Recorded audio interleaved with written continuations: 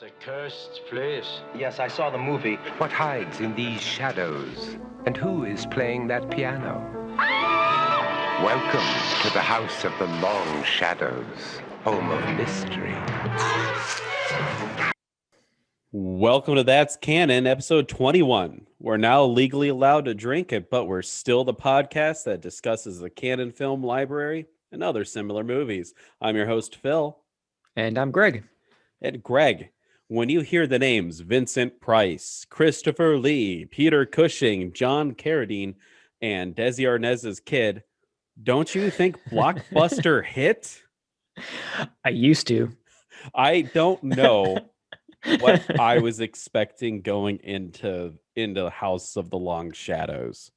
Yeah, me neither. I guess I should have known. I looked at some screenshots before I watched it, and I got the distinct feeling before we watched it that this is like, it's one of those movies where a bunch of older actors get together to make a movie, and it's like, and it just ends up being boring. It's like a movie for old people.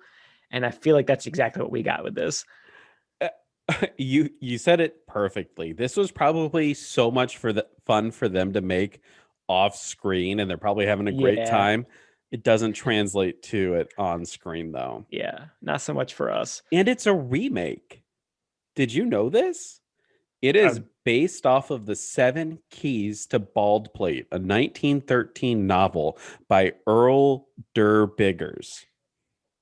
Interesting. I would not have expected this to have been based on anything. That means someone had a classic novel, because this has been adapted many times. And then someone was like, let's turn it into a horror comedy with a bunch of classic actors. So I wanted to ask you about that before we started. I saw the same kind of classifications. Oh, it's a horror comedy. I got no comedy read from this at all. Did you? There was not a single joke in this movie. Okay. I'm glad we're together on that. I don't know who decided that was a great way to categorize this, but when I saw maybe British people, it's British humor. When I saw British old humor, Desi Arnaz Jr. in it, I was like, okay, Lucille Ball, Desi Arnaz's kid, probably has some comedic chops, right? Those are two comedians. He wasn't funny. I mean, I don't think he was ever supposed to be funny in the film. No, I have nothing to say to that. There's just no jokes. It wasn't funny. I mean, it was funny in some ways in that I'm laughing at a bad movie, but there are no jokes. Oh yeah. Not a single funny situations one to be had. I would say that this is just a horror movie and not a particularly good one. No, it's old people horror, which I think we've talked about on this podcast a couple times, especially earlier on when we were watching some of the other British horror. And there's a lot of similarities, which I'm sure we'll talk about. But yeah, it definitely falls into that genre where this is like tepid, lukewarm horror that's not big on scares or shocks or offensiveness. It's just kind of a low-key movie to pass the time. And pass the time it did. The movie is only an hour and a half, but it felt like I was sitting there for an eternity at times. Yeah, I mean, we've talked also before about how we gauge a movie's entertainment value by how much we look at how much is left, how much we mouse over that part of the monitor to see how much is left on the little progress bar. I did that probably 6 or 7 times. Yeah. Just to see how much was left in this. Yeah.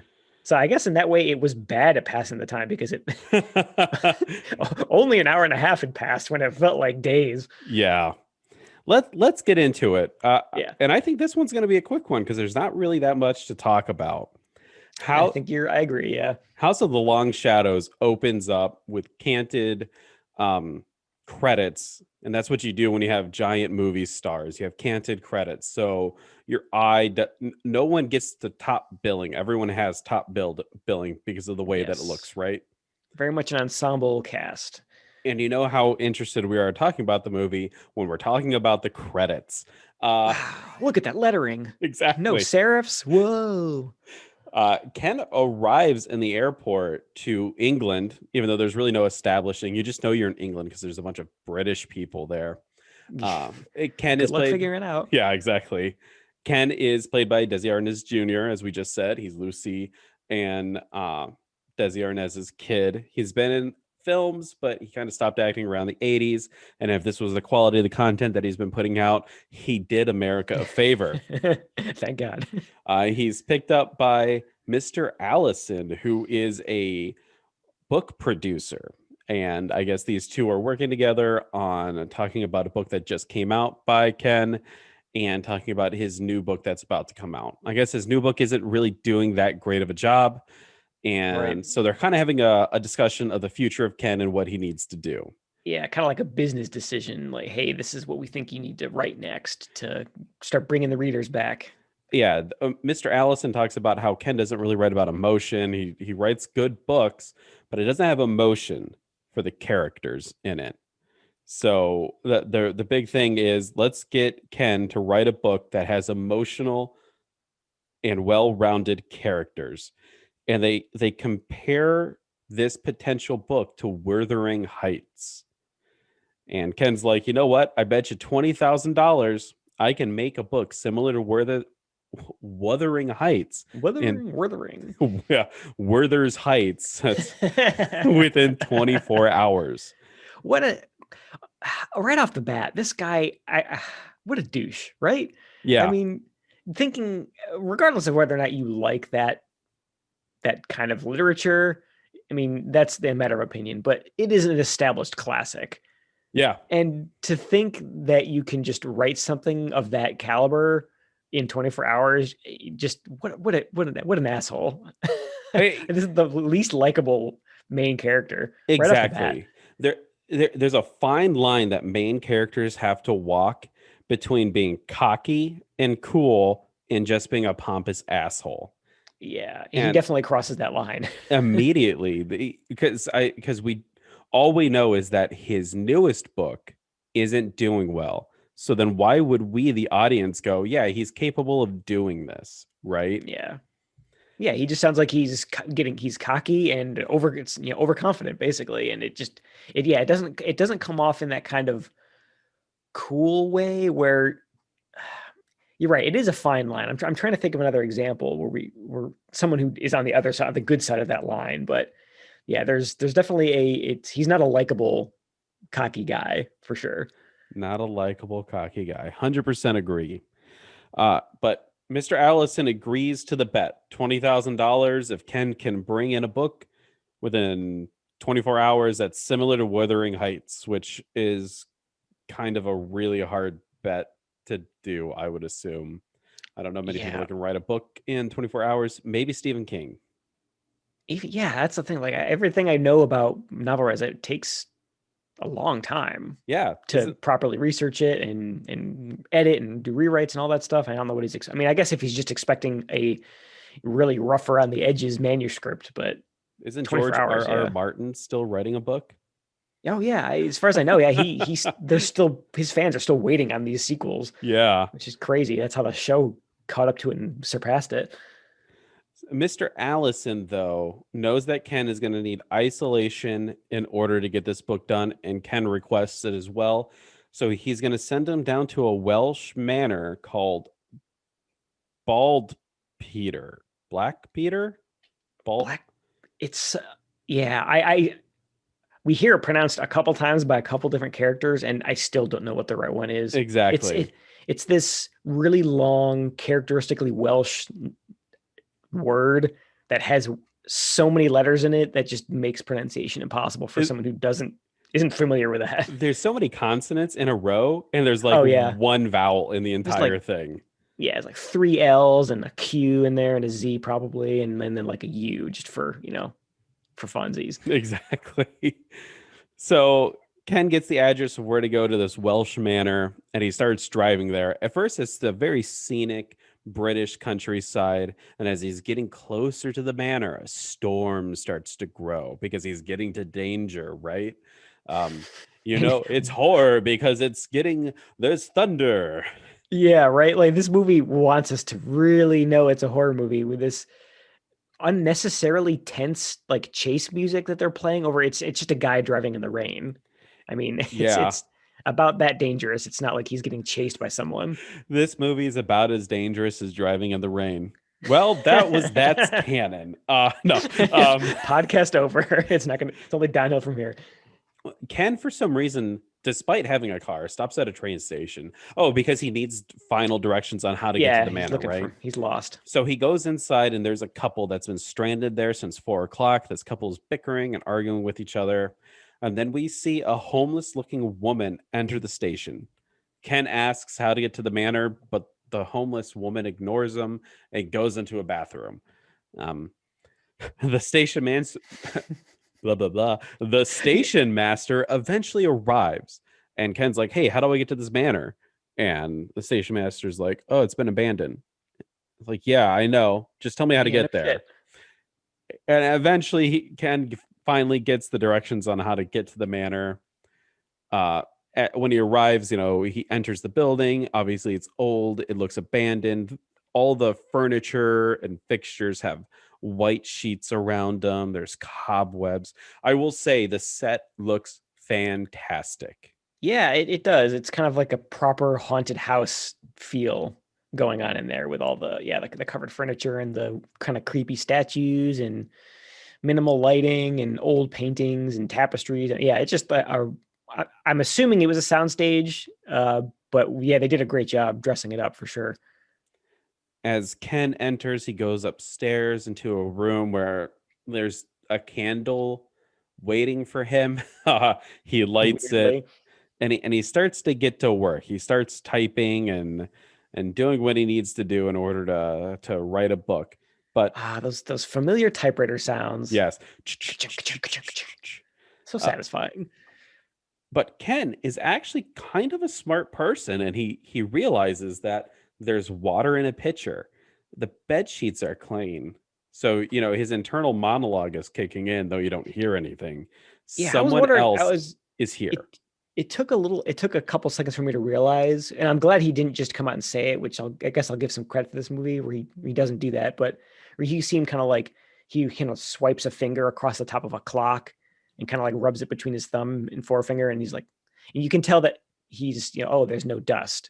It took a second for me to realize what he was doing there. But yeah, he's realizing that this room is lived in or has been dressed up for him, and it's kind of clicking. So I think it was kind of a neat touch for him to notice that.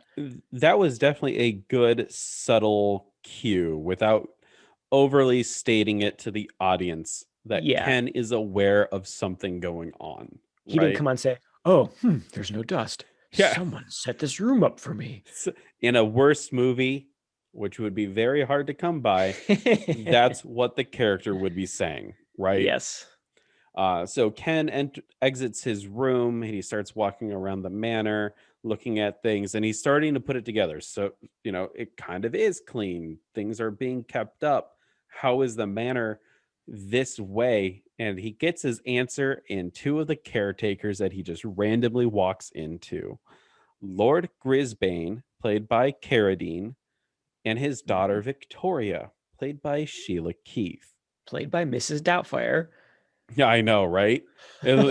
She did look like Mrs. Doubtfire. Yeah, I think that might be a little mean, but I know everyone who's listening knows exactly they know exactly what this lady looks like now. Yeah. And John Carradine looks just like his sons, that long horse face, and I would almost say he looks very similar to Christopher Lee in some aspects as well. Yeah, just like at least in this movie, kind of slightly older, but has the same, like a longer face, and a slightly older David Carradine, which is saying something because David Carradine looks old as shit in this, and even though that this was the 80s, Christopher Lee is still old in this. Yeah, I was going to mention that later, but while we're on the topic, these guys all look so old. And, and I feel like they looked older in later or they looked the same age in later movies that they did and in earlier movies. Oh yeah. I think there was a Frankenstein movie that I watched last October that had Peter Cushing in it, and he looked old in it. And that was from like the 60s. It's really strange. I feel like we made that comment on a previous movie. I don't remember which one it was. It might have been Crucible of Horror, where what's his name? The Alfred from Batman, 90s Batman character. He was an Yeah. old man in that too. And that was what, like 1972 or something like that? Yeah, Alfred Goff, Michael Goff. God, I Michael did it Goff. again. We did it. Oh yeah, you did that through that whole review, didn't The you? whole time. He's just Alfred. Just He accept is. it. Man, Man, perpetual old men though, right? exactly. Kind of like Steve Martin. I think it's just if you gray early, you look old, and you Yeah. kind of stay old. Yeah, I guess so. It But works though. yeah, oh yeah. I was about to say I love him. So Ken, he meets the caretakers, Lord Grisbane and his daughter, and they have an introduction of how they're taking care of the manor. And Lady Grisbane is very old school because Ken is using the Lord's name in vain. She's like, "Don't do that. I'll excuse it this one time, but don't do it again." Major pearl clutching moment. Exactly. Oh, well, I never. As they're talking, the homeless lady from the station enters the house. Yeah, I feel like we have to describe this lady's look a little bit because homeless lady is probably a good way to describe her. I also got very like witch vibes from this lady because she's Yes. wearing this like this brown robe and with a big old hood, and you can see this kind of like crooked nose poking out under the hood, and that's all you see of her face. It's very kind of costume store witch character. Oh yeah. She's gonna cackle any minute. Because as you put it, it looks like it came from a store. This old witch woman is actually a blonde woman that, oh man, I forgot. It was probably one of the most weirder moments in the film. Yeah, we should rewind a little bit and go back to the beginning where he's meeting with his publisher in the restaurant. Exactly. I'm sorry, listeners. Earlier in the film, when Ken was talking to Mr. Allison, there was a moment where Ken locks eyes with a blonde woman, and Mr. Allison's like, "Oh, I see that you like her," and he's like, "I'm just horny." Oh my god, How I weird! forgot about that. Jesus. Yeah, how did I forget about that? That was really uncomfortable. It's It kind of even came out here of in my nowhere. notes. It says, "I'm horny." Oh my How did God. I forget to say that? At least he's honest, I Yeah. guess. But Good it's for him. weird. And especially at this point, you already think he's just kind of a douche. I did not want to hear this character, who I'm already regretting being our main character, hear him say that. Ugh. Yeah, it's But yes, it's the same blonde woman from the beginning of the movie where he locks eyes with, and he's kind of got going goo over, and she shows up again in an old lady witch mask. yes, Dun, dun, dun. super weird, right, folks? Catherine is her name, and we'll find that out in a couple seconds if you're watching the film. Catherine is, oh jeez, I just lost it. Catherine Norton. Catherine Norton, right? But Yeah. here's the is it Catherine? It is Catherine. She played by Julie Peasgood. Julie Peasgood was in House of the Long Shadows. That's about it. And that's it. Yeah, I was going to ask you if you recognized her from anything, because I surely didn't. No, a bunch of British stuff. No one cares about that. Sorry to alienate all two of our UK listeners. Yeah. Catherine and Ken, they go up into Ken's room that he was writing his book in, and Catherine tells Ken he's in grave danger and must leave the manor at once because OPIT is on its way. OPIT's an acronym that stands for the Organization to OPIT is an acronym that stands for the Organization to Promote International Terrorism. Did I say promote wrong again? No, you said it right. Yeah. Okay. That's what I thought it was too. Organization for the Promotion of International Terrorism. Yeah. Which just, I mean, thankfully we realize it is at this point, but it sounds made up as fuck. Yes. Like, why would he be convinced by that? I don't know. Exactly. And Ken, you can tell he's not buying it at all. No. Catherine ends up, confessing that she's a spy for Mr. Allison, who's trying to stop Ken from writing the book. And I'm assuming it's because she doesn't want to pay up the $20,000. Like, what if he succeeds, right?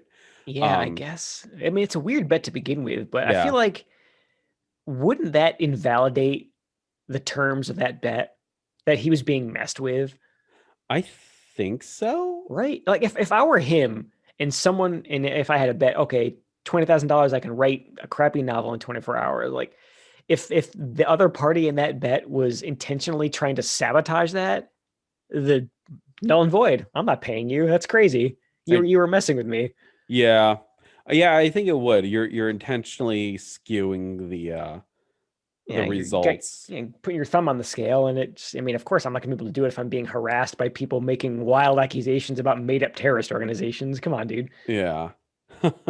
You know what? Out of all the things from the film, I never contemplated that the bet could have been falsified or something like Yeah, I that. mean, that's like, we obviously it'll come up later in a much bigger way, but yeah, the whole idea of this bet even being on still is long out the window at this point. So she's like, okay, I'm gonna call Mr. Allison, kind of tell him that the gig is up and whatnot. And as she goes and she uses the phone and she's talking to Mr. Allison, she's like, oh, there's caretakers here, and you're hearing one side of the conversation. You're only hearing Catherine's side, and she's Yeah, like, on the what do you phone. mean that there's not supposed to be any caretakers? And that's when David Carradine hangs up the phone and he's like, that's rude. You shouldn't be using our phone without permission. Yep. Um, okay. Here's something that I think we've done this in a previous podcast because there's a big twist at the end of the film, right? And I kind of want to ruin it right now because it brings up some of the gripes that I have throughout the film. Okay. Do you want to do that? Yeah, let's do it. So if you haven't watched the movie yet and you want to watch it before listening to the podcast, definitely go watch it and then come back. Pause the podcast and then go watch it, come back, because we're going to spoil the movie. Such as it is, it's a twist, I guess. But yeah, let's do it. Everything that Ken is going through is fake. These are paid actors. No one dies. There's no mystery. He's just being put through these series of events to spur him into making a better book. Yes. So the lady in the old lady costume, her whole thing about the terrorist organization, that is a ruse within a ruse. Yes. How weird. All right. So With that Catherine knowledge, is talking on the phone to Mr. Allison, but Ken at this moment is not observing Catherine, right? And the interaction between Catherine and David Carradine is happening between two actors. They know they're actors. Why are they even doing this? I got the impression, okay, yeah, because I was thinking about that too after the fact. My only thought is this movie in general doesn't do a good job of establishing where characters are or where they're looking at any given time. My only thought in defense of the movie was that the author guy was eavesdropping and we just didn't see him, or because we get a shot of her talking on the phone from really high up, like on the second floor. I'm assuming that was the camera person's idea of telling the audience that he'd walked out of his bedroom, where he's typing, and is eavesdropping on her phone call, but we don't see him do that. I don't think. Yeah. That's because you're right. Like if they don't know that he's listening to them, what purpose would there be to keeping up the charade while they're by themselves? Like they know that they're acting and they know the beats they're supposed to be hitting to kind of keep up the ruse. Why would they bother? Exactly. So, unless they're just being careful and like, oh, he might be listening, we need to stay in character at all times. Okay. I'll give you that. I'll go ahead and we'll say that that's the reason why this is happening. So We'll give this movie a sliver of credit. exactly. So she's told that the caretakers shouldn't be there when and she tells Ken this, and Ken's kind of like, I don't care what those caretakers do. I'm just here to write my book. Catherine's like, okay, I'm going to go ahead and go to a hotel. And at that moment, Peter Cushing, Grand Moff Tarkin, enters the manor. Which we are a third of the way through the movie at this point. I know we're kind of breezing through it, which we knew we would do, but we've gotten at least 25 to 30 minutes into this movie before we see any of the top billed actors, all of the horror greats that you probably come into this movie expecting and wanting to see. Yeah. It is super weird. It is, yeah, it's at the 35-minute mark that Cushing Is it? Yeah, enters the film. Um, thank Catherine God. runs back to Ken, and Ken's kind of like, okay, let's go ahead and let's investigate what's going on here. Another stranger shows up. Which Exactly. again, I know I'll say this a couple points throughout this movie, but if you were the author, why would you not just peace out right then and there? It's like, okay, something funky is going on here. I don't know what it is. This is weird. I don't want to get murdered by you people. I'm leaving. Yeah. I don't The know. bet's off. I don't get it.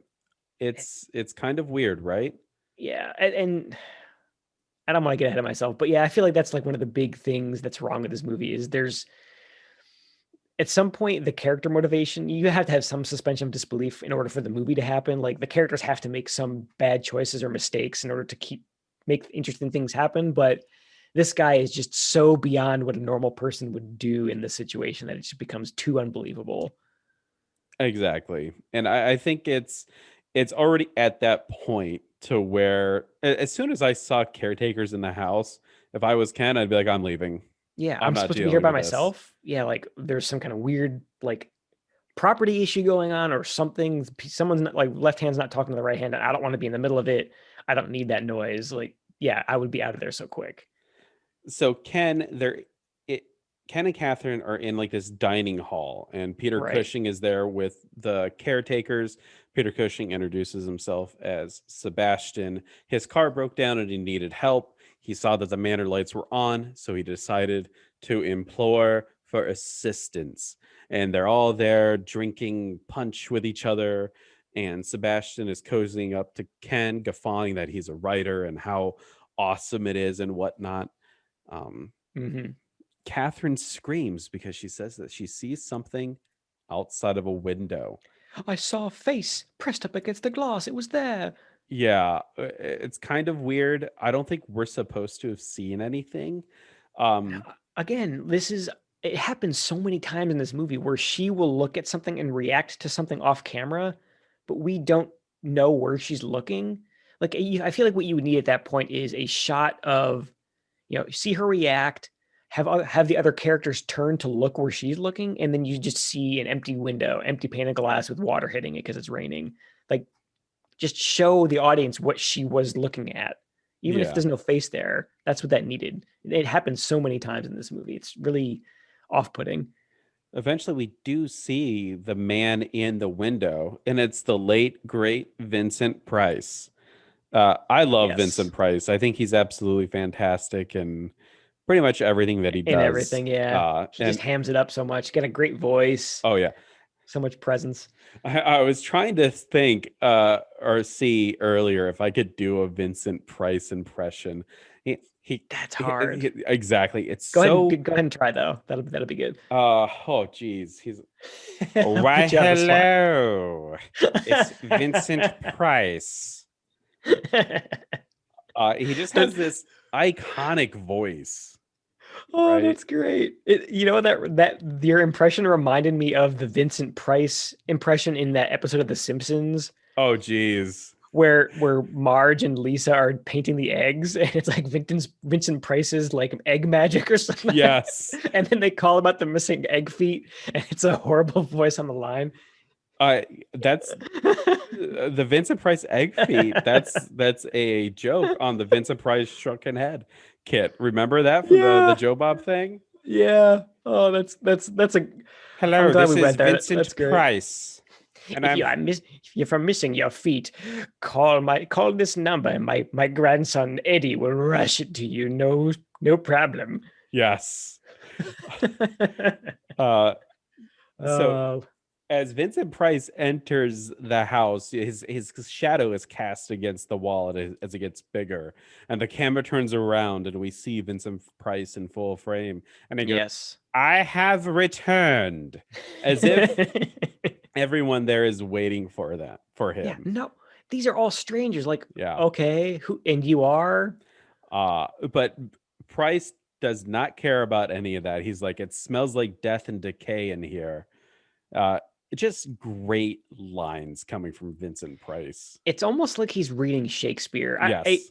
It's hammy, but in kind of a charming way. because he actually makes a joke about it because he's off on this long soliloquy about how time has no respect for our belongings or our life or blah blah blah blah blah, talking about how an old house is creepy, but it's this long poetic, you know, speech, and he actually like the author tries to interrupt him. He's like, "Can you just tell me what you're doing?" He's like, "Don't interrupt me while I'm soliloquizing." Yes. It's great. I love it. I absolutely love him. Soliloquizing, Soliloquying? I don't know. I ain't no English expert. I think soliloquizing. I know what you're trying to say. So Catherine, Ken, and Vincent Price. Who gives a shit what these characters' names are? Vincent Price is Vincent Price. Yes. They all go back into the dining hall. They all start talking. And Vincent Price is like, yes, I am the son of the owner of this house. He stands on no pretense. He's not hiding anything. He's just diving right into it. He's like, Right. yeah, I used to live here. Right. Which I think, I mean, that actually is kind of interesting because knowing what we know about the twist, how this is like, this is all a big ruse from one family trying to like put one over on this guy. Like, why? He's actually being the most honest out of all of them and saying that he's actually related to the lord of this manor. I guess it didn't click until just now. Yeah. That actor had the easiest job, I guess. Less to lie about. Exactly. The actor within the movie, Vincent Price is an actor who's acting as an actor. That is the testament of a good actor. Yeah, I guess so. Ken is told by the caretakers that he needs to leave, and Ken's like, screw that. I'm not leaving. I'm here to write a book. And then he starts asking a whole bunch of questions and kind of probing Vincent Price. And Vincent Price is like, I was in America during the war. I always intended on coming back, and now I'm here. Whether it's fate or the machinations of the world, it has brought me here tonight. And Ken's like, well, okie dokie. And he goes back upstairs to write his book. Oh my God. Yeah, this is, again, I'll keep saying it. Like, not only is he stupidly staying in this house with a bunch of strangers showing up, trying to write a book, but yeah, not only is he doing that, but he's also just wasting colossal amounts of time talking to these people. You have a 24-hour limit to do this writing, dude. What are you wasting time for? Yeah. If you're going to stay, go do it. Exactly. He could literally lock himself in that room. Seriously. And no one would. Yeah. I don't. And that whole ruse would have been like for nothing. Exactly. If that's how this character would reacted to these people trying to like play drama with him, it's like, okay, whatever. I pay for this place. I'm going to stay. I'm going to lock myself in this room and I'm going to do my writing. And what would these people have to do? They have to like kick the door in to keep the thing going. Yeah. Yeah. That, you know what? I never really thought about that. They're like dying to get to do their acting. To do this performance, to get him to do whatever they wanted him to do. And again, it just relies way too much on this one guy's character making stupid, unrealistic decisions to not just either leave or lock himself in the room. Never really thought about that. Interesting. Interesting. So yes, Ken goes back and he's like, I'm going to go ahead and keep writing my book. Catherine she's still pent up. She's like, I wanted to call the cops, but they won't let me use the phone. And at this time, when I was writing the notes, not knowing the twist, I was like, wow, she's really worthless because she could just leave and just walk away. Go find someone. Ken and Catherine, they start kind of making out. Catherine's like, hey, essentially she's like, hey, after you're done writing your book, we'll have sex. And it does like this fade away. The camera pans around and Catherine wakes up. She goes, oh, I smell roast. And Ken's like, yeah, it smells great. Let's go ahead and investigate it. Some time has passed. And yeah, again, this guy's like, he's in the middle of his writing. Oh, I could use a break. Let's go talk to these strangers that are squatting in the house I'm supposed to be renting. Yeah, really. Whatever. It is what it is. Idiot. As they go out in the hallway, they start seeing all these paintings and of their Vincent Price and Peter Cushing and David Carradine, and it's their names, and it's from like 1935, but they don't look young. They look exactly how they do now. Yeah, exactly. Like, I get that they have to make it easy for the audience to know that the people in the paintings are supposed to be the random people that they've just met downstairs. But yeah, Are you trying to tell me that 50 years have passed and they look identical? Peter Cushing I don't think so. he's had a hard life if he still looks the same way. I guess. Although we did just talk earlier about how these guys have looked like old men for like 50 years. So maybe True. that's the case in the movie too. Yeah. I don't know. So as they're going through and looking at all the paintings, they realize that there is one in particular that's missing. Yes, a conspicuous gap in the cobwebs and the dust on the wall. One painting has been taken down. Exactly. And then from out of nowhere, they're downstairs, and Christopher Lee has entered the manor. And if These you guys, one of the sorry, really quick, yeah.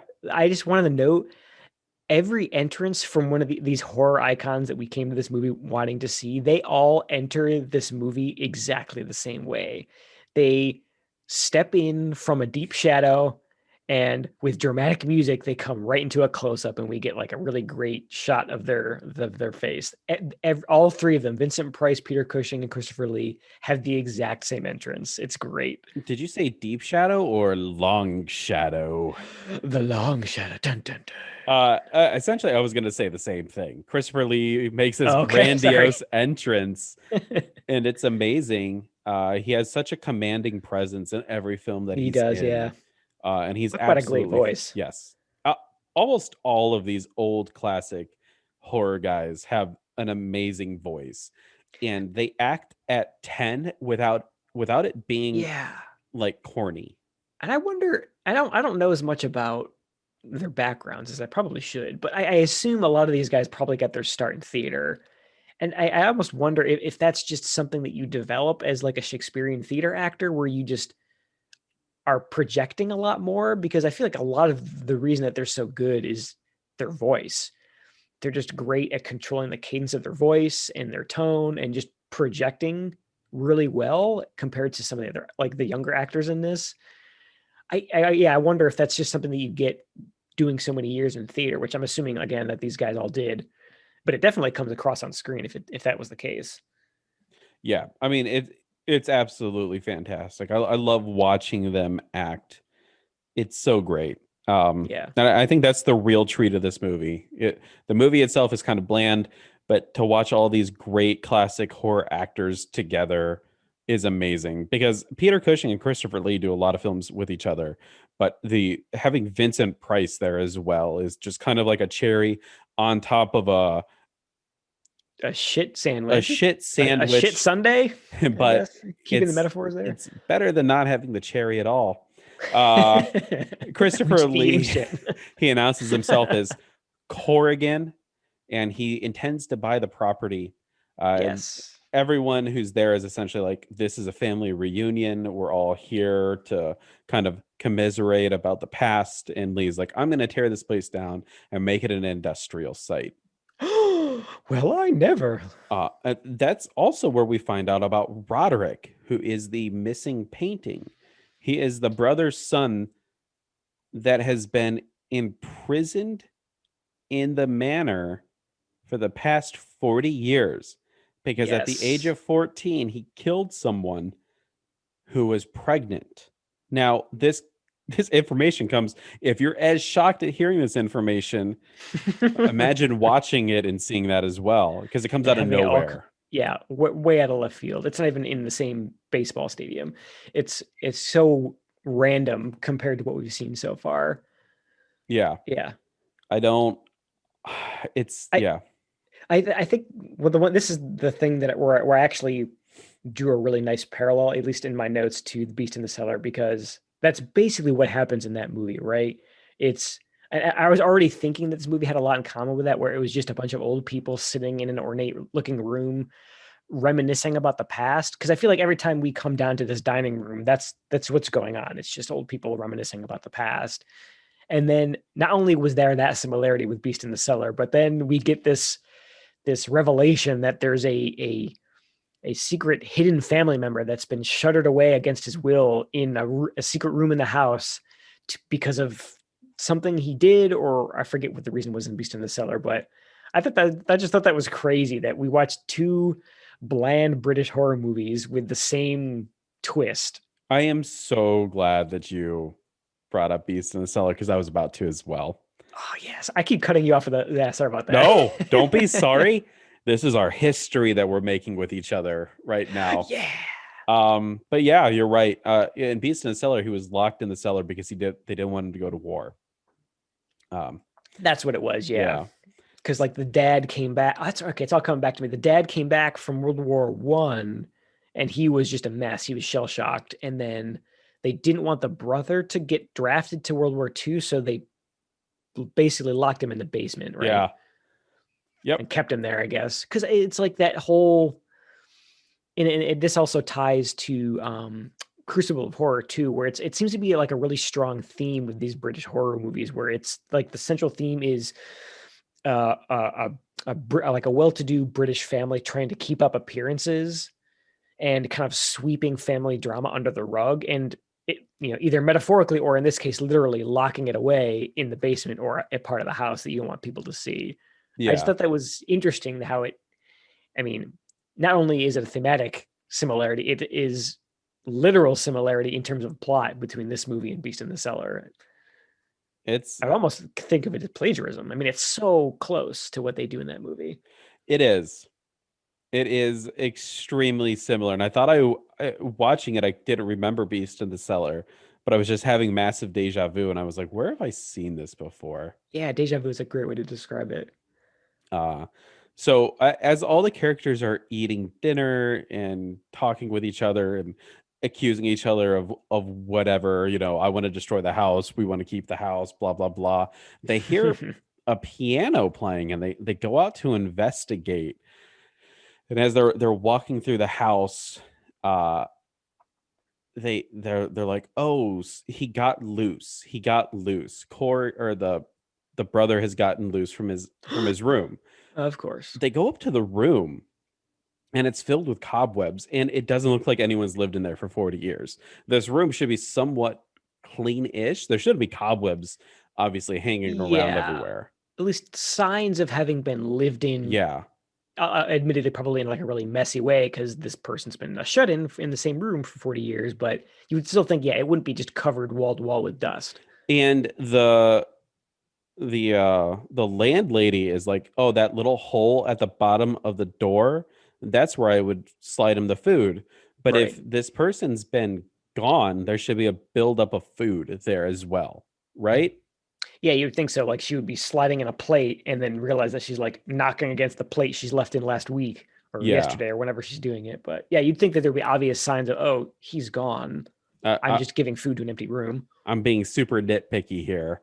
But as they keep investigating the room, eventually a dead body falls from the Oh my ceiling. God. It's like hung on a noose, and David Carradine has a heart attack. Yes.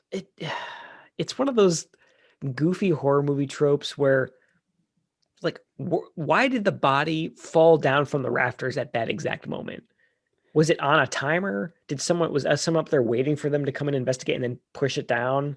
I don't It's know. like stupid horror movie timing, I guess. Horror movie gag because they did the same thing in the Michael Goff film where he just, randomly Oh, that's falls right. out, Yeah. right? At the very end where like the geez, I forget who the main character is in that. The daughter? Yeah, Yeah, or the daughter and the mother are like in the house, and he just like coincidentally his quote unquote dead body swings down from the rafters at that exact moment when they were standing there. exactly. A little too convenient movie. How convenient. But yes, David Carradine, he has a heart attack. Everyone's kind of like, "Oh, we need to get him to the bed and whatnot." And Right. then Ken starts to confront Vincent Price about the situation, and Price is like, "This is family business, and we perform our own law and justice here." Yes. Just then, Lady Grisbane enters the room, and she announces to everyone that the Lord Grisbane, the male caretaker, has died from his heart attack. Christopher Lee's like, "I'm going to go get the police." And Ken agrees. Lee goes outside and he finds that his tires are slashed. Now, remember, folks, Christopher Lee is an actor in this film. Why is he doing this? We don't know. He's an actor in this film, and he's an actor within the ruse on the author. Yeah.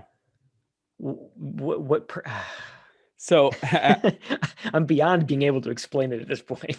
Christopher Lee looks up shocked, and he sees something in the distance, and we cut, and Ken and Catherine are packed, but they hear a scream. Lee is leading in the couple from the train station into the manor, and Christopher Lee's like, my tires have been slashed. Let's go outside and check your tires. And they find that Sure Ken's enough. tires is slashed. Everyone now has assembled in the dining hall again, and the couple from the train station starts fighting each other. And the wife starts bickering. insulting the husband's inability to please her in the sack. Yeah, like again, it kind of takes the wind out of the sails, knowing that it's all kind of a ruse, but she's like openly flirting with Christopher Lee's character, who is, by the way, a clearly much older man. Yes. But flirting with him and then talking about how, kind of like turning to him and humiliating the husband in front of them. It's like, oh, he's about as good as bad as he is an artist at painting, and you'll never sell a painting. I'm so tired of this starving artist charade. And when he storms out pissed off, he's like, oh, he's being such a child. It's like, what were you expecting, lady? Exactly. I don't really get what her ulterior motive is here as this character in this production, right? Yeah, I guess just to establish some drama between them, to get them off into separate rooms so that later events can happen, I guess. Yeah. Like when I say it took the wind out of the sails of the, like, it's how some of those, I'll bring up Star Trek again. I'm just going to do it. Those kind of reset button episodes of Star Trek where they go back in time and reverse everything, or in any TV show where it's all just a dream. Like, it sort of ruins everything that happened up to that because it just has no meaning. It kind of ruins what you've done so far, and that definitely happened in this movie too, because all the kind of intrigue and drama between the characters, it all just kind of like, oh, it was all an act. Yeah. Kind of ruins it a little bit. It makes what we just went through pointless. Yeah. Yeah. So as everyone is talking, they hear another noise, and they go out to investigate, and they find the female caretaker dead. She was strangled by piano wire, as Vincent Price informs the audience. The couple are now outside, acting against no one, just each other. And the man hits her in the face. And then she's like, you son of a bitch. And she runs off. And she goes upstairs into a room all alone, no one watching her. And she strips off and she starts washing her face with water, but it turns out to be acid. And the effect is actually really good. It's really cool. This is probably the high point of the movie for me in terms of getting some, good horror elements. Because this, up to this point, even though a couple people have died, or we think has died, like, the effects have been pretty bad, I guess I'll say. But this was a really cool effect, the acid on the face. You see her kind of like the whole left side of her face is starting to melt, and you can see her eye kind of drooping, and you actually see a little bit of like smoke kind of billowing from the skin on her face. It was a really cool effect. Yeah, it was really good. But then you kind of wonder, how did they accomplish that if this is a play? Yeah. Again, it's just kind of knowing what we know now, but the end, because like so little, it makes even less sense than it did the first time. Yep. So everyone's kind of like, oh, she died. And then Peter Cushing starts consoling the husband, and he gives him a drink. And it turns out that the drink is poisoned, and the man has now died. And Peter Cushing's like, I poured the drink myself. As the husband dies, a bookcase magically opens to a secret passage. Ken suggests that they all band together to attack the brother. They are many, chase him down, and he is one. And I was like, that's a pretty good idea. Yeah, at least again, as dumb as a lot of the characters are in this, at least they make one smart decision there where they just like, let's split up and look for him. Yeah, that would have been truly stupid, but yeah, at least they stay together. So as they split up, Ken, Catherine, and Peter Cushing go through the bookcase down a twisting corridor, and it looks awesome. Yeah, kind of like a creepy old dark stone crypt. Very cool. Catherine and Peter Cushing, for some reason, stop to have a conversation, and they the only illumination that they have is a candle, and somehow the candle gets blown out, and Peter Cushing vanishes. Ken runs back to get Catherine, and because he has a small candle, they can now see Peter Cushing, who has been hung on the Oh, rafters of there's the a twisting corridor. yes, he's kind of like he's high up enough so that his kind of forearm is right at shoulder height with the young lady. And we get this really great moment. It reminded me of that moment in Jurassic Park where Laura Dern's character runs to turn the power back on, and Samuel L. Jackson's arm kind of like pops out from behind a fence, and she thinks he's like, oh, like she thinks he's there to comfort. It's like, oh, thank God you're here. And then she like turns away, and his arm isn't attached to his body anymore. I thought for sure that that's what was going to happen here, because it happens to the young woman. She kind of bumps up against Peter Cushing's hanging body. His arm kind of flops onto her shoulder, and she's, oh, thank God we found you. We thought the worst had happened. And then, I thought for sure, oh, is that, please let that arm be, disassembled from the body. Yes. Dismembered. That would have been so cool, but no, we didn't get it. They don't go Bummer. that far, right? No. It was still pretty good, though. Still pretty good. I'll give him that. It was a creepy moment. And I guess I forget how this part happens, but Vincent Price and Christopher Lee are speaking to each other. They're kind of like bantering back and forth about the brother murdering the 14-year-old girl who became pregnant. And Christopher Lee, right before the scene ends, utters the word brother to him. Christopher Lee is the missing brother. Ken, I think he's still in the twisting corridors, and he finds a painting that he utters the word Corrigan. Yes, it's the missing painting from upstairs, and it's, lo and behold, looks just like Christopher Lee. Yes. As if it were painted yesterday. So Corrigan is now, Christopher Lee is now talking to Vincent Price, and he's like, you're the one who actually murdered the village girl. You're the reason why I got locked up in this place for 40 years. I'm here for revenge. And Vincent Price is like, no, this is murder. And that voice. Christopher Classic. Lee beats the shit out of him with a battle axe. Oh yeah.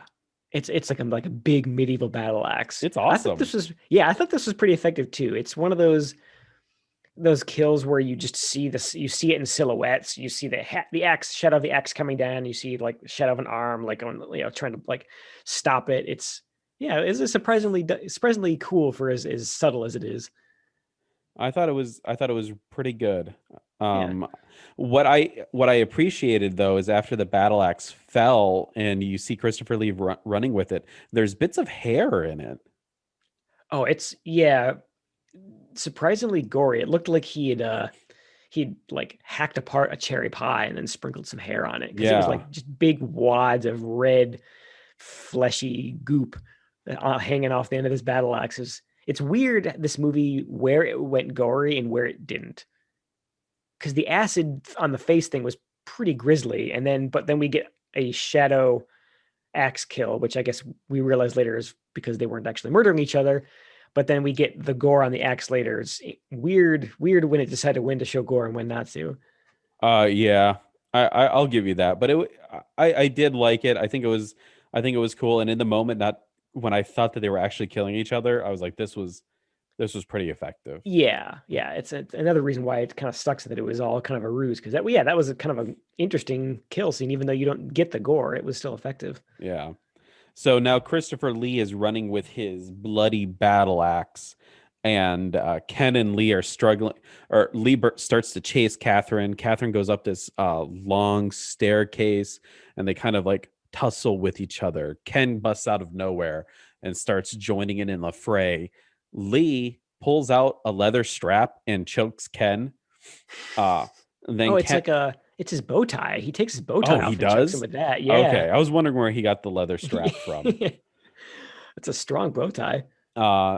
So Christopher Lee, he's about to murder Catherine when Ken wakes up and pushes him down the stairs. Lee does this awesome tumble down the stairs. I know it's not actually Yes. Christopher Lee, but this awesome tumble down the stairs. Old man stunt man. As Christopher Lee rises up, we see that the axe is buried into his stomach, and Ken is like, I didn't want to fight you, and I actually sympathize with you. I agree with what you just did to these people. And then Christopher Lee dies.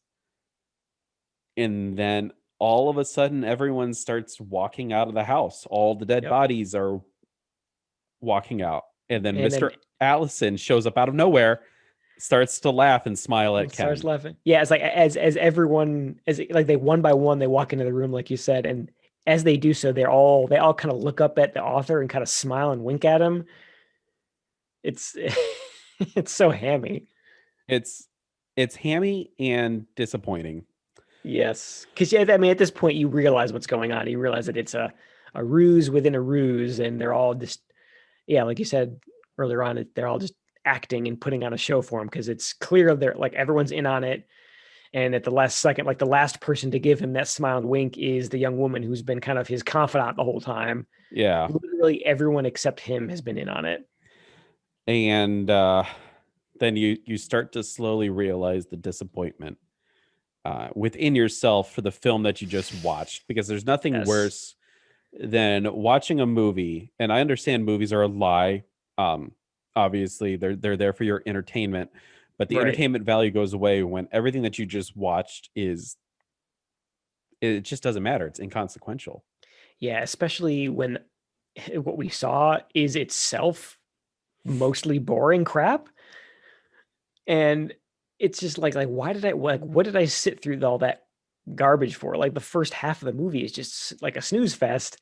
And like it'd be one thing if it were a kind of an exciting thing and it felt earned to have it be all kind of a joke at the author's expense, but no, it just felt like you felt duped almost. You feel like you're stupid, right? That's a good yeah.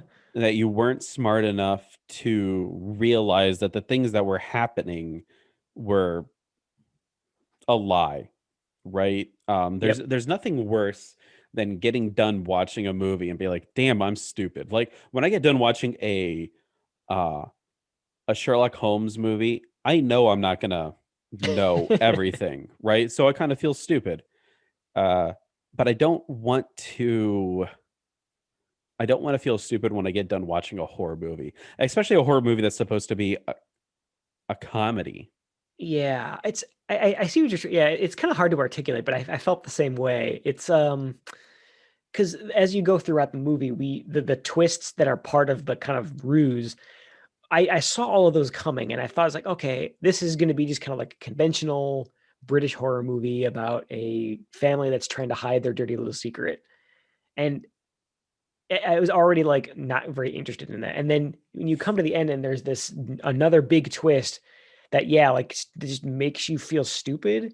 I don't know. It's a fine line between doing that and making it feel earned, and then doing it and making it feel like you've been duped and you're just kind of an idiot for not having realized it sooner.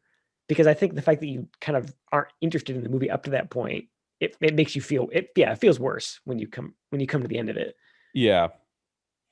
So everyone starts exiting the house, and Canda's kind of talking to Mr. Allison and oh, sorry, no, I'm wrong. Everyone goes to the dining room. They start congratulating each other. Some of the people are still in their death makeup, and Yes. Ken is kind of like, oh man, I was convinced that everything was real. Catherine, the girl that Ken was into in the entire movie, who at one point made out with Ken, who insinuated that they were going to have right, sex, is actually married to the man who was in the abusive relationship. That's right. Mr. Allison says to Ken that he has it in him now to write a great novel because he just went through something very emotional. And Ken goes back to work. Cut to, I don't know, 24 hours later. Who gives a shit? Ken meets Mr. Allison at a restaurant. Mr. Allison is a man of his word and gives him a $20,000 check. But Ken rips it up because who needs money, What right? an idiot. $20,000 is $20,000. I don't care what kind of crap you went through to get it. Now, Greg, as we just said, we feel stupid at the end of this movie, and I feel even more dumb because I don't Yes. really know what the hell is happening here at the very end of the movie. Give me a second. I Yeah. have to burp. Okay. Whew. Oh, yes. I adjusted in my seat and something happened inside of me. Oh my God. Amazing. So, Leave that in. That's the kind of quality content that our listeners are here for. Phil. yeah. I seriously, I just sat up a little bit and I felt it generate inside you of me. shook it loose. Yeah. That's the kind of horrible bodily reactions that you get with stupid movies like this. Exactly. This movie makes me gassy. Ken sees Catherine again, right? Yes. But it's not Catherine. It's someone else. And he's like, do you believe in love at first sight? So, okay, here's my theory about this. And I gave this a lot of thought. And by a lot, I mean about a minute after I got done with the credits because I wanted to purge this movie from my memory. Here's what I think happened. I think it was a third layer of twist. Everything that we saw, including the author going to the house, having a big trick played on him by a cast of actors to get him to write a novel, I think that was the novel that he wrote as part of the bet.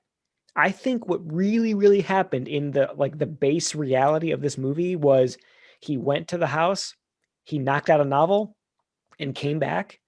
And that was the novel he wrote, was everything that we just saw happen. Because I think the reason that the lady doesn't recognize him is because that is the regular stranger lady who he saw and gave googly eyes to in the restaurant in the beginning. And I think he sees all these characters, he sees all these people in the restaurant where he met her, the publisher in the beginning, and work those into the whole fantasy of what he was writing. What the fuck? Yeah. I don't know if that's actually the case. We have to go. I'm sure we could probably find it and look it up somewhere. But talk about feeling stupid. Not only was there a making you feel stupid for the normal twists and the fact that there's an act, like it was like a double reset button on this movie. The reset button that we thought happened didn't happen. It was all in the world of this novel that he wrote. He pulled a Stephen King where he wrote a novel about an author. Do you see where I'm going with that? Yeah. Wow. That is the most convoluted crap that I could come up with to make it fit. Because you're right, that last second where they don't seem to know each other and it's not the same lady. Like she's not the actor who was married to the backpacker. It's just some stranger, but it's the same lady. The only reason that would happen is if it was truly all in this guy's head and on the page. That's in what insane. He wrote. That's Right? insane.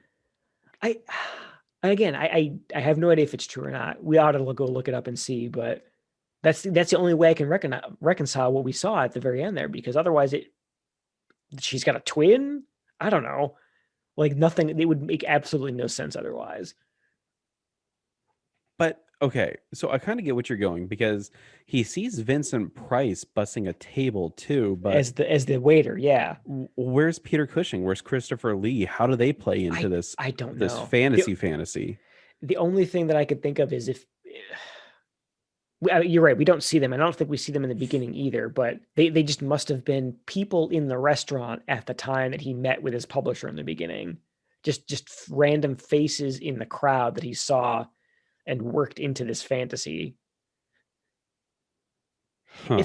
If those of you who happen to still be listening at this point, if it's confusing to you what we're describing here, it was even more confusing trying to watch it in the movie. It was that off the wall and confusing. Yeah, no kidding. I'm even more confused at the end. Yeah, I don't know how else to reconcile the fact that this lady who we spent the entire movie with does not recognize this guy. She's acting like they're strangers, basically. Huh. All right. Well, that's the movie, I guess. Yeah.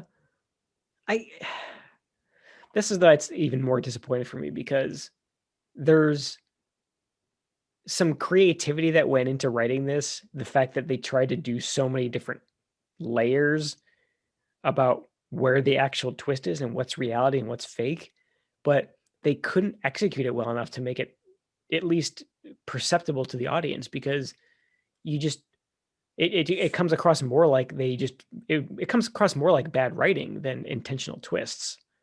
Yeah. And it just leaves you confused. There's a difference between having like a good twist in something and then just twisting something just to be like, hey, I got a twist, right? Just to, Like the M. Night Shyamalan school of filmmaking.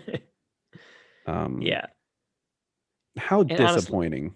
yeah, very disappointing. Honestly, and thinking about it back on it now, I almost would have preferred if it had been the conventional British horror movie that I thought it was up until the first twist happened.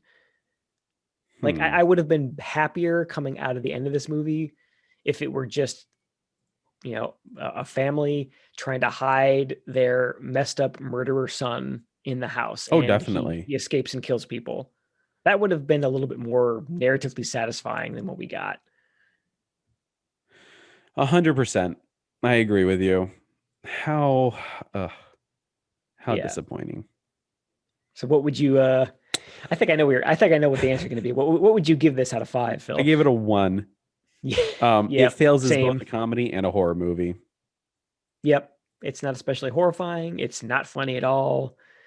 And I think I've mentioned in previous episodes how I like to reserve the 1 stars for movies that I actively hated in some way or was actively annoyed by. This definitely qualifies, specifically because of the avalanche of unearned and nonsensical twists that we get at the end. Yes.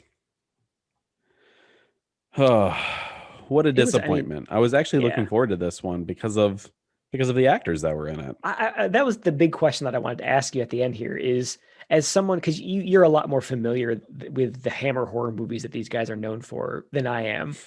What does that it sounded like you were excited going in, which I figured you would be. How does this movie, does it tarnish your memory of those movies, these actors? It doesn't tarnish my memory of them. It just makes me wonder what they were thinking when they did this. Because if this was advertised to them as a horror comedy, at what point? Because Vincent Price has done comedic stuff. Yeah. Do they go, where's the comedy at?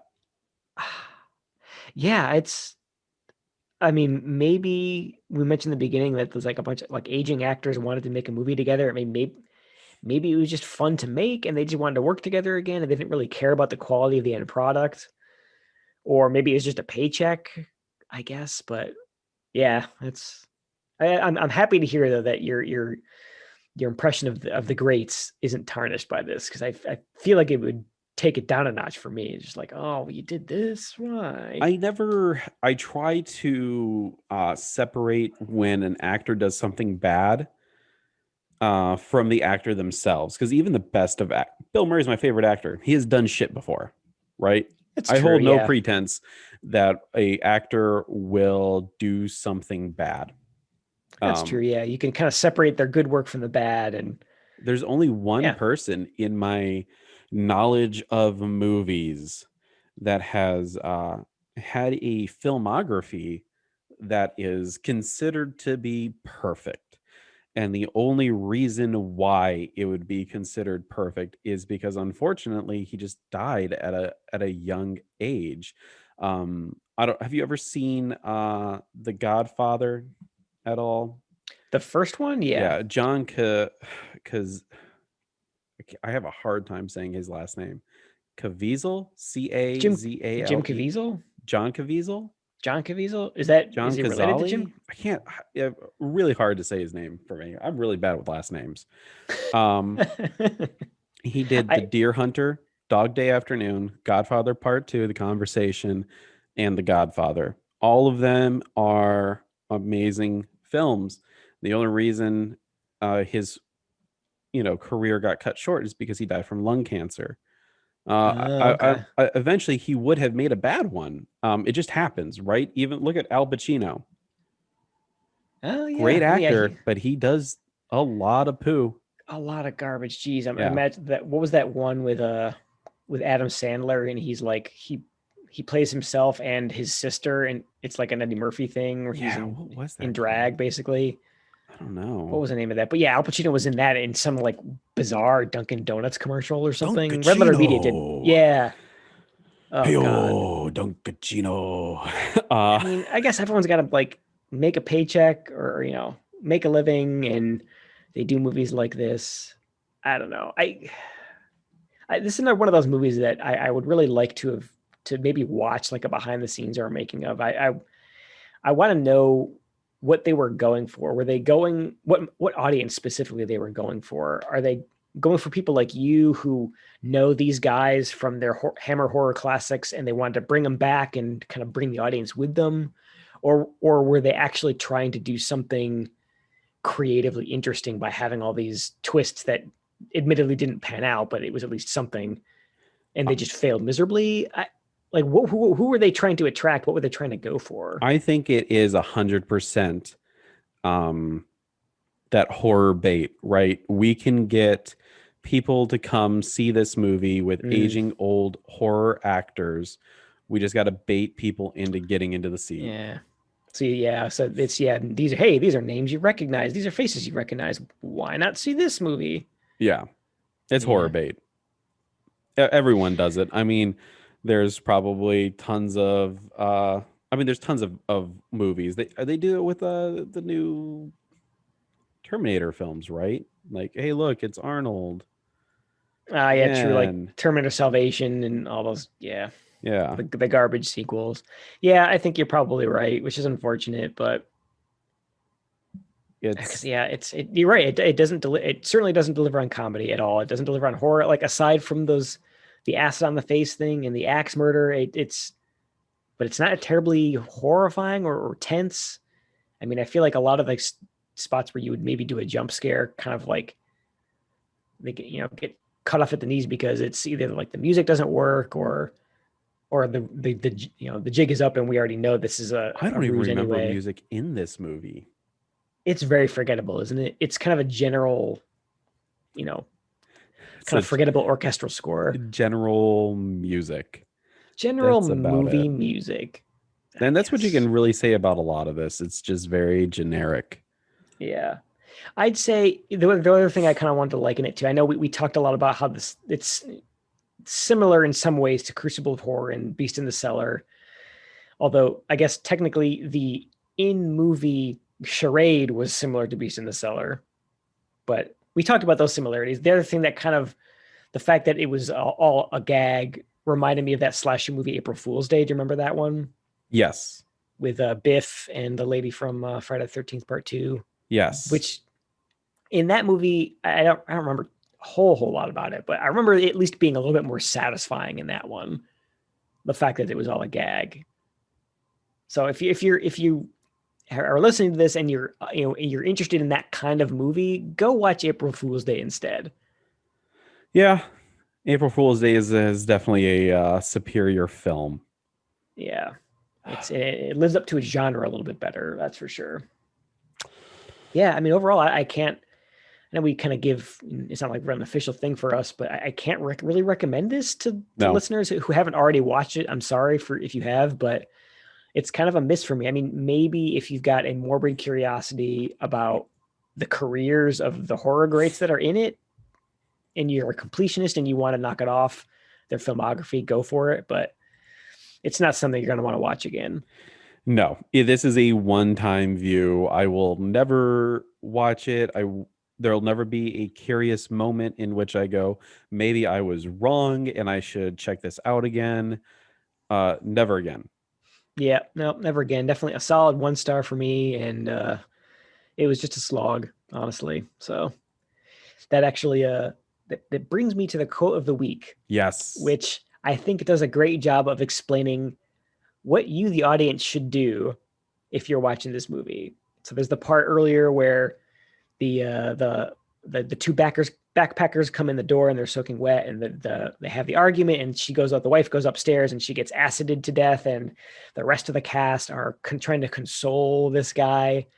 And Peter Cushing hands him a glass of the fruit punch or the alcohol, and as he's sobbing into his alcohol, the young woman says, "Just sit quietly, keep drinking, you'll feel better." Here, drink this. It'll help. I'm sorry. We don't have anything stronger. We're supposed to sort out all our problems this trip. And now? Why? I don't understand. Just sit quietly. Keep drinking. You'll feel better. Yeah. And I was just like, you know what? I should be drinking while watching this, because I'm literally just sitting here quietly, not being terribly entertained, and I would probably feel better if I were drinking. Same here. You know, I've often said to you after the episode is over that sometimes talking about the movie makes me enjoy it more, but I gotta say this probably made me enjoy it less. Does that make sense? Enjoy it less. Yeah. I mean, we like, both of us like movies well enough that I think even the true trashy, like bottom of the barrel stuff, we'll still find some entertainment value when we're not literally falling asleep. But when you and I will go through it with a fine tooth comb like we do in these podcasts episodes, it's we definitely picked at the scab that is this movie quite a bit. What a disappointment overall. And yes. You know what, Greg? Unfortunately, I don't think our luck is really going to change here. Oh, I knew you were going to say that. I was hoping that we would get something quality for next week's episode, but it sounds like we're not. No. We're gonna watch the 1983 Hercules film. It's Italian, and it stars Lou Ferrigno. And it's about his exploits as mythological hero Hercules, who we all know and will soon come to not love anymore. Yeah, there's also a sequel to this. So it did well enough that it made a sequel. Those crazy Italians. God. Is this another one that, is there an MST3K episode of this one, or am I think I think there is. Is there? I remember seeing something about Hercules in their catalog, but yep, I think this one has a Mystery Science Theater 3000 counterpart to it. I mean, the only thing I'm familiar with Lou Ferrigno is when he's the Hulk. Oh yeah, I mean, as the Hulk and in cameos playing himself in later movies. Yeah. So this will be interesting to watch. So I think this is, you said it's an Italian movie. I know Alien Contamination was Italian. Have we seen any other Italian canon movies on the podcast so far? Not that I would say was blatantly obvious. These types of horror, sword and sandal type movies are very obviously Italian. I'm assuming Lou Ferrigno is not going to have his real voice. Obviously, Lou Ferrigno is partially deaf, so he does have a speech impediment. Yeah. You cast him for the body, exactly, the look, just like early Arnold appearances. You cast him for the body, you don't cast him for his ability to actually act, and you dub over it. Yeah. Yes. But yeah, that's gonna be the next. That's gonna be the next movie that we watch there. Hercules. Hopefully, slightly better than House of the Long Shadows. I dare not say it, but it can't be worse. Okay. As soon as that last word left your mouth, it suddenly just became worse. That's Schrodinger's bad movie. And the movie is dead. The cat is dead. The Morgan Freeman voiceover came over and was like, but in fact, was way worse. It was way worse. Little did Greg and Phil know that they would want to kill themselves. Again. So true. So true. Well, Greg, I don't really have anything else to add. But yeah, watch something else. Yeah, it's a miss. Watch something else. Maybe watch Hercules and come back next week and listen to us, no doubt, complain about it. Exactly. Well, if you like what you're hearing, please subscribe to the podcast. Give us some constructive criticism as well. We want to make sure that this podcast is what is enjoyable to you, because ultimately this is what we do it for. You You can follow us on Twitter at That's Canon, and you can also email us at that'scanon@gmail.com. That's Canon, CANNON, @gmail.com. And remember, since we said it, That's canon.